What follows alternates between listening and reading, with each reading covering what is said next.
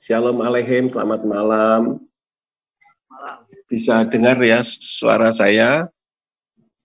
Bisa, Pak. Bapak Ibu Saudara sekalian, pada malam hari ini saya akan menyampaikan seperti yang sudah saya beritahu, yaitu tentang doa Bapak kami.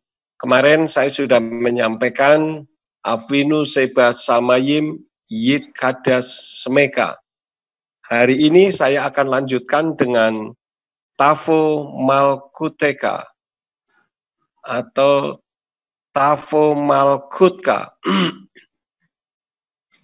Datanglah kerajaanmu. Artinya ketika kita ini sedang berdoa dengan doa Bapa kami, kita menghendaki supaya kerajaan Tuhan itu datang di dalam kehidupan kita.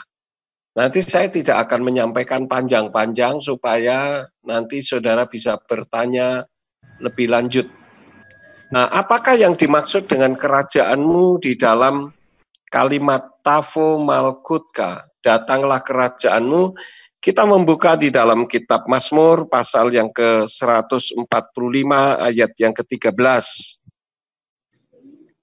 Apa yang dimaksud dengan kerajaan Tuhan yang kita kehendaki untuk datang di dalam kehidupan kita? Di dalam Mazmur 145 ayat 13, apa sih suasana sorga itu? Suasana sorga itu damai, kebahagiaan, sukacita, keadilan, hidup tenang tanpa rasa takut, dan tidak ada saling curiga, kebencian dan kejahatan tidak ada di dalam kehidupan kita. Karena yang ada hanya damai, kebahagiaan, sukacita, keadilan, hidup tenang tanpa rasa takut, itu yang ada di dalam kerajaan sorga. Artinya kita tidak saling mencurigai dan tidak ada kebencian dan kejahatan. Ini makna daripada doa Bapak kami, Tavo Malkutka. Namun kita melihat realitasnya, kalau kita berdoa, seringkali bukan datanglah kerajaanmu, tetapi datanglah kerajaanku. Jadi pola doa ini Tuhan ajarkan supaya ketika kita berdoa, suasana hadirat Elohim itu menguasai di dalam kehidupan kita.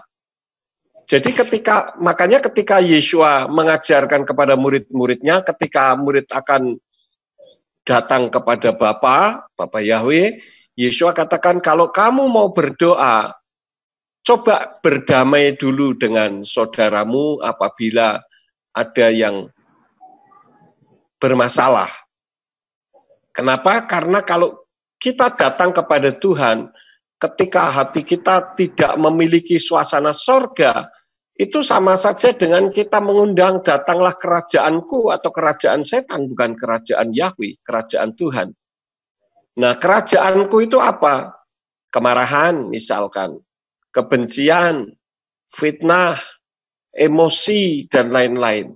Itu tidak boleh ada di dalam kehidupan kita. Maksudnya, kalau kita berdoa, tetapi kemarahan ada di dalam kehidupan kita, kebencian ada, fitnah ada, kemudian kita mudah emosi, sebaiknya kita tidak usah berdoa, karena bukan kerajaan Tuhan yang datang, melainkan kerajaan setan. Dan itu tidak berkenan di hadapan Tuhan, karena Tuhan menghendaki kerajaannya yang datang di dalam kehidupan umatnya. Jadi maksudnya adalah kita berdoa mau model seperti apa, seperti apapun, mungkin dengan doa puasa sekalipun, tapi kalau doa itu penuh dengan kebencian, Tuhan tidak akan mengabulkan doa kita. Bahkan mendengar pun tidak mau. Kalau mendengar, Tuhan itu maha mendengar, tetapi Tuhan tidak mau mendengarkan doa-doa kita. Jadi mendengar dengan mendengarkan itu beda. Kalau mendengar, Bapak Yahweh, Besem Yeshua HaMashiach, pasti mendengar. Tetapi dia tidak mau mendengarkan doa-doa kita. Kenapa? Karena kita doa dengan memendam kemarahan, kebencian, fitnah, emosi, dan lain sebagainya. Itulah sebabnya saya ajak Bapak Ibu Saudara sekalian untuk membuka di dalam kitab Efesus pasal yang keempat. Kitab Efesus pasal yang keempat ayat yang ke-26. Efesus 4 ayat yang ke-26 di sana dikatakan, marahlah tetapi janganlah berbuat dosa. Janganlah matahari terbenam di atas kemarahanmu. Kenapa Tuhan mengajar kepada kita supaya kita jangan marah? Bapak Ibu Saudara sekalian, marah itu tidak dilarang sepanjang marah itu tidak sampai dibawa ke tempat tidur. Ketika kita tidur, sebetulnya sel-sel tubuh yang seharusnya dipulihkan ketika kita tidur, karena satu hari ini kita sudah melakukan tugas-tugas kehidupan kita, maka sel-sel itu mengalami kerusakan. Nah, ketika kita mengantuk, itu karena kekurangan oksigen di otak kita, kemudian kita tidur. Ketika kita tidur, dan kita memendam kepahitan, kita membawa emosi, kita membawa kemarahan dan kebencian, maka ketika tidur yang seharusnya sel-sel tubuh kita itu dipulihkan, maka hal itu tidak dipulihkan. Akibatnya apa? Sel itu tetap tegang, sel itu tetap bekerja, padahal sudah mengalami banyak kerusakan. Nah, akibatnya apa? Sel-sel yang rusak ini akan menimbulkan penyakit. Saya sebagai seorang gembala yang sudah melayani puluhan tahun, saya sering mendoakan orang yang memiliki pahit hati, kebencian, kemarahan terhadap orang lain, bahkan ada yang sampai membenci mamahnya sendiri. Itu penyakitnya kalau tidak kanker, tumor. Itu sudah sangat dipastikan. Masalah adanya di sebelah mana itu relatif, ya. Karena itu tentang kemarahan, Tuhan katakan tidak ada orang yang melarang untuk marah. Justru kalau kita tidak bisa marah, ini yang aneh. Artinya emosi kita itu tidak berjalan sebagaimana adanya. Manusia hidup normal itu bisa marah, bisa emosi, bisa memiliki kebencian, tetapi di dalam Tuhan seharusnya itu dapat diredam, dapat dikendalikan. Siapa yang mengendalikan? Ruach HaKodes yang ada di dalam hati kita, yang ada di dalam kehidupan kita. Jadi bukan kita itu memendam ya, tetapi meredam. Memendam dengan meredam itu beda. Kalau memendam, itu kemarahan itu tetap ada, dan tidak tersalurkan. Jadi ibaratnya seperti kalau orang kena stroke, itu karena terjadi penyumbatan di dalam saluran syaraf, tetapi tekanan darahnya terus naik sehingga terjadi pembuluh darah yang pecah. Itu kalau memendam. Tapi kalau meredam, itu bisa mengendalikan. Jadi amarahnya itu dikendalikan. Jadi paham ya Bapak Ibu Saudara sekalian, perbedaan antara memendam dengan meredam. Ini sangat beda sekali. Kita lihat lagi di dalam kitab Kolose pasal yang ketiga ayat yang ke-8. Di sana dikatakan, namun kamu juga sekarang buanglah semuanya ini, kemarahan, kegeraman, kedengkian, fitnah, kata-kata kotor dari mulutmu. Ini Rabi Saul mengajarkan kepada sidang jemaat di Kolose supaya menjalani kehidupan yang baru sebagai orang yang sudah dimerdekakan oleh darah Yeshua HaMasiah. Seharusnya kita mampu mengendalikan diri kita untuk bisa meredam, bukan memendam, ya sekali lagi, meredam kemarahan, emosi, dan sebagainya. Satu lagi, kita membuka di dalam kitab Yakub pasal yang ke-1 ayat yang ke-19. Maka itu, hai saudara-saudaraku yang terkasih, biarlah setiap orang cepat untuk mendengar, lambat untuk berbicara, lambat untuk marah. Nah, kenapa dikatakan lambat untuk marah? Karena bisa meredam. Artinya apa? Kalau kita mau marah, mikir dulu. Efek dari kemarahan kita itu apa? Karena setiap orang punya sifat yang berbeda-beda. Bisa saja karena kita bersifat kolerik, yang ketika marah meledak-ledak setelah selesai. Tapi bagaimana dengan orang yang berjiwa melankolik? Orang itu akan terus memendam sakit hati. Mungkin karena ulah kemarahan kita, hatinya berdarah-darah. Dan itu sulit disembuhkan karena sifat manusia yang berbeda ini. Kan kita tahu di dalam kehidupan secara psikologis, secara kejiwaan, manusia memiliki karakter kolerik, sanguin, flegmatis, ya. Itu beda-beda semuanya. Nah, ini yang harus kita menyadari. Karena itu Kitab Suci mengajarkan kepada kita ketika kita berkomunikasi kepada seseorang, coba kita pikirkan siapa orang yang ada di depan kita, bagaimana sifatnya. Kadang orang yang ada di depan kita ini suka bercanda, sehingga ketika ngobrol dia mengungkapkan kalimat-kalimat candaan, tetapi kita sendiri tidak bisa bercanda. Akibatnya apa? Terjadi konflik. Nah, konflik inilah yang pada akhirnya bukan mengundang kerajaan Elohim, melainkan kerajaanku atau kerajaan setan yang datang. Kerajaan Tuhan itu maksudnya adalah Tuhanlah yang memerintah, bukan aku. Jadi seharusnya kita hidup ini dipimpin oleh Roh Tuhan. Artinya apa? Yang disenangkan itu Tuhan, bukan aku.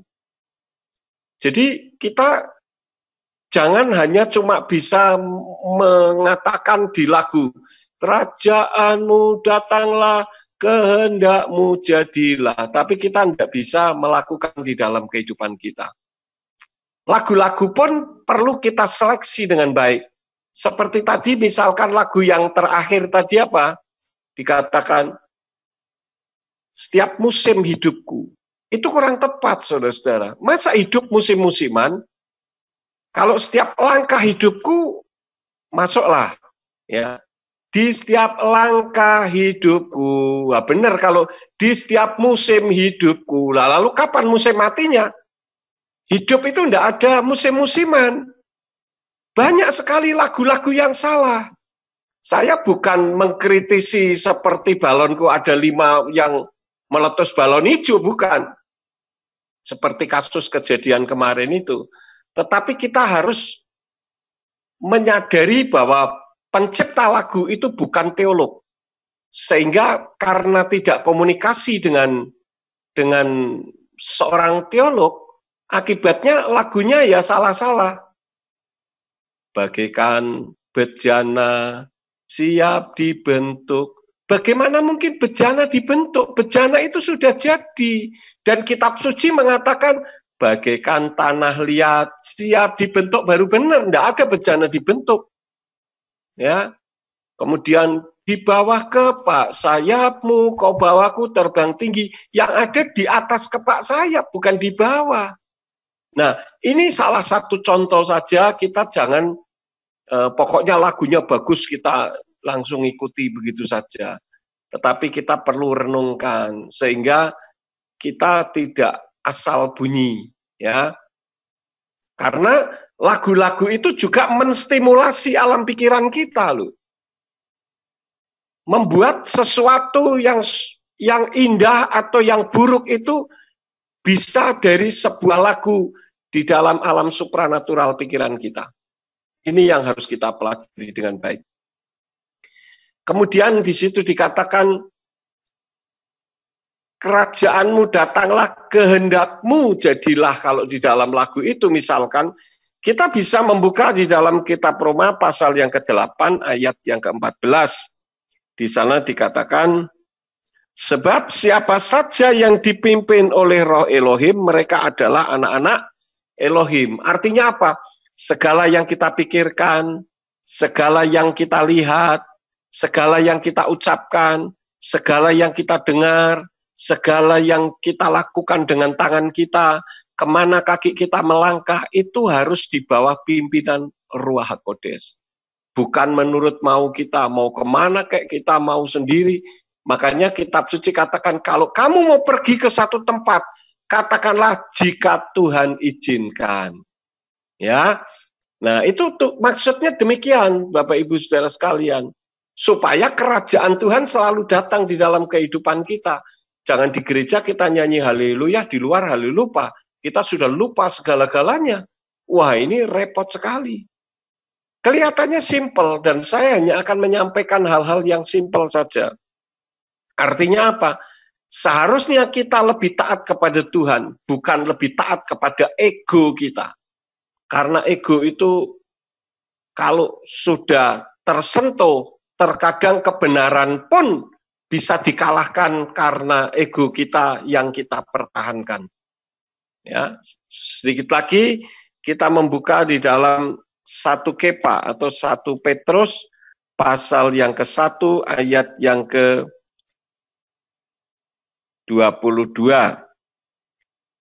Di sana dikatakan, dengan menyucikan jiwamu dalam ketaatan akan kebenaran melalui roh kepada kasih persaudaraan yang tulus atas dasar hati yang murni, kasihlah sungguh-sungguh seorang terhadap yang lain. Maksudnya apa? Ketaatan itu harus kita lakukan karena itu merupakan upaya untuk menyucikan diri kita. Coba saja kita melihat satu realitas dalam kehidupan manusia. Manusia itu karena seperti yang Yesua katakan bahwa tidak ada satupun manusia yang benar. Semua sudah jatuh di dalam dosa. Maka apa yang dilarang itu yang seringkali dikerjakan. Rabi Saul sendiri mengakui, kenapa apa yang tidak aku ingin lakukan, kadang justru itu yang aku lakukan. Nah, itulah sebabnya maka kita ketika berdoa dengan doa Bapa kami, datanglah kerajaan-Mu. Kita ingat bahwa kita itu menghendaki kerajaan Tuhan datang. Bagaimana bisa datang? Hiduplah di bawah pimpinan Tuhan. Jangan saudara pikir orang yang banyak berdoa itu hatinya tentram, tenang, damai. Belum tentu. Banyak orang berdoa tapi hatinya panas, pikirannya mendidih, banyak. Dan itu sangat mengerikan di hadapan Tuhan. Secara spiritual Tuhan tidak mau mendengarkan. Dan kata-kata datanglah, ini kalimat aktif. Artinya, agar kerajaan Tuhan itu datang, kitalah yang mengupayakannya. Jadi, kerajaan Tuhan bisa datang di dalam kehidupan kita atau tidak, itu bukan datang dari Tuhan lagi, tapi datang dari diri kita sendiri. Upayakanlah supaya hati kita tetap tentram, tenang, damai sejahtera. Saudara bisa buktikan ketika saudara berdoa dalam keadaan sukacita, dalam keadaan hati yang tenang, penuh dengan ucapan syukur, doa itu rasanya indah dan Tuhan itu terasa dekat dengan kita. Tapi ketika kita marah, terkadang kita doa saja tidak bisa, karena ada kemarahan di dalam kehidupan kita. Jadi ini sangat perbedaan secara spiritual dalam dunia roh ini sangat menyolok sekali, saudara. Itulah sebabnya maka Yesua mengajarkan, kalau kamu berdoa, berdoalah, kerajaan-Mu datanglah. Maksudnya supaya kerajaan Tuhan itu datang di dalam kehidupan kita.